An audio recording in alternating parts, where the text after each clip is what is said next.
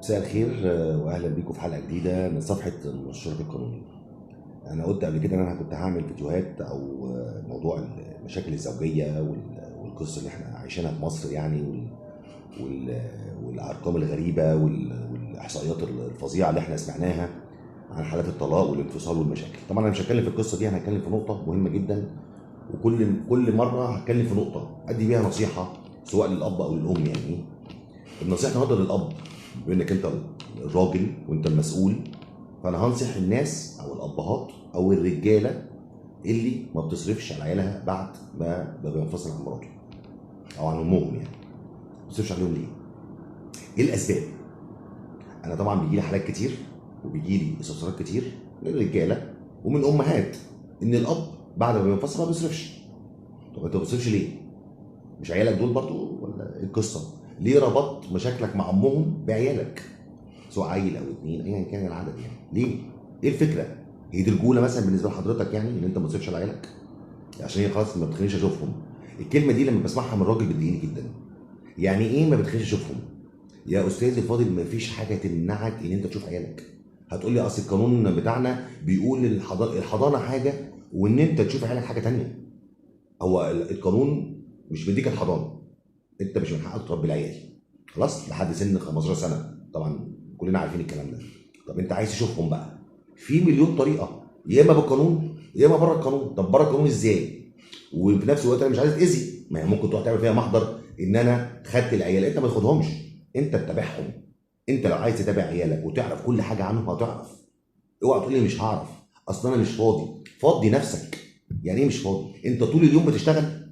يعني انت 24 ساعه ما عندكش 3 4 ساعات تفضي نفسك تعرف اخبار عيالك ايه؟ بيروحوا فين وبيجوا منين؟ طب لو هم اطفال صغيرين عندك رؤيه. طب خلي كده راجل يكون رافع رؤيه ومراته ما تنفذهاش. كلمني وشوف انا هعمل لك ايه، بس تكون اب ملتزم، تكون اب واخد بالك من عيالك، تكون اب بتصرف على اولادك، تكون اب بتتابع اولادك رايحين فين وجايين منين.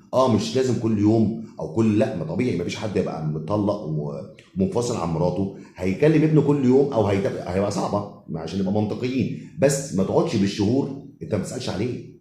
انت كبيرك اسبوع، يعني هو اسبوع كفايه قوي ان انت ما تسالش فيه على عيالك.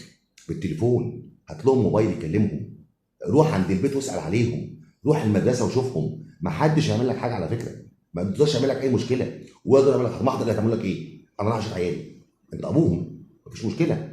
هتقول لي ممكن تعمل محضر، ايه المحضر؟ هتعمل لك محضر بايه؟ هتتعدى العيال؟ انت مش هتتعدى عليهم، انت راح تشوفهم، فمفيش محضر هيتعمل. خلي بالك يعني امتى الحاله الوحيده اللي ممكن تعمل لك مشكله؟ لو انت خدت حد من العيال وسبتها له ومشيت والحضانه معاه وما رجعتش العيل، ساعتها ممكن يحصل لك مشكله. ليه؟ الحضانه مش معاك، مش من حقك تاخدهم الا لما ترجع للام الاول او الام تبقى موافقه. ده القانون، لكن غير كده مفيش اي مشكله. فبعد اذن الرجاله، الرجاله انا بوجه كلامي للرجاله، اي حد عنده طفل، عنده ابن، عنده بنت ومنفصل عن امها، بعد اذن حضرتك خليك راجل واهتم بعيالك واصرف عليهم، عشان اولا ربنا يكرمك في حياتك، وثانيا دول عيالك هتحاسب عليهم.